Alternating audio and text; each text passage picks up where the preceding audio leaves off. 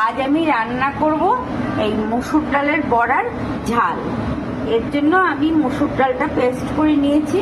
এটা একটু কালো জিরে নুন হলুদ দিয়ে ভালো করে মাখিয়ে নিয়েছি।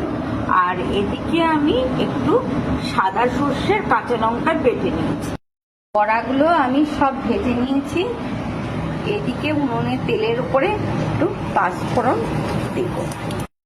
পাঁচফোড়নটা ভাজা হয়ে গেছে। এবার একটা পেঁয়াজ কেটে তেলের উপরে দিয়ে দিলাম। একটু পেঁয়াজটা নরম হওয়ার জন্য সামান্য লবণ দিই। পেঁয়াজটা একটু ভাজা হয়ে গেছে। এবার আমি সর্ষে আর কাঁচা লঙ্কা বাটাটা দিয়ে দিলাম। এবার আমি বাটি ধোয়ার জলটাও দিই। আর একটু লবণ আর হলুদ দিয়ে দিলাম। ঝোলটা ফুটে উঠেছে। এবার বড়াগুলো দিয়ে দিলাম। কয়েকদানা চিনি ছড়িয়ে দিই। ঝোলটা প্রায় হয়ে গেছে। এবার একটু কাঁচা সর্ষের তেল ছড়িয়ে দিলাম। এই হয়ে গেছে আমার মসুর ডালের বড়ার ঝাল। দেখো তো বন্ধুরা, আমার বড়ার ঝালটা কেমন হয়েছে। এইটা ভাত রুটি সবার সাথে খুব ভালো লাগে।